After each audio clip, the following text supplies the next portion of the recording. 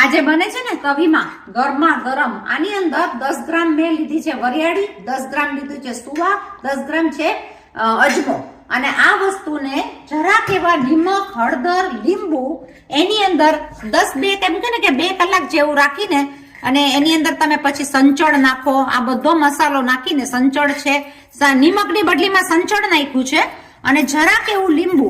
હવે આ સુકાઈ જાય ને એટલે જેને ગેસનો પ્રોબ્લેમ હોય, કોન્સ્ટિપેશનનો પ્રોબ્લેમ હોય, સુકાશે એટલે કડક થઈ જશે.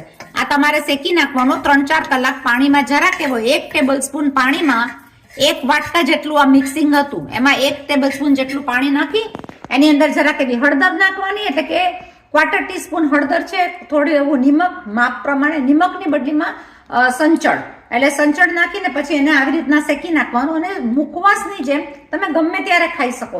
બહુ જ સારું. અને તમે જીરું પણ શેકેલું ખાઓ ને તો જેને કોન્સ્ટિપેશન છે ને એને ગેસનો પ્રોબ્લેમ કે પેટનો પ્રોબ્લેમ રહેતો હોય તો એની માટે જીરું પણ બહુ સારું. તો આવું કરજો.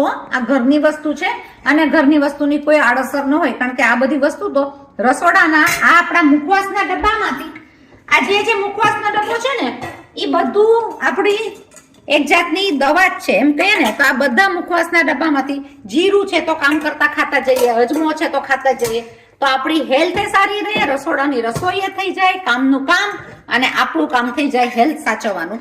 તો ડોક્ટરોના ધક્કા માટે દવાઓ લેવાની ના થાય. ઘરની આ વસ્તુ મસ્ત છે, બનાવજો જરૂર. અને બીજી બધી રેસીપી જોજો. ઓસ્ટ્રેલિયા બીના મોતીમાં ઘણું છે, જોજો. યસ.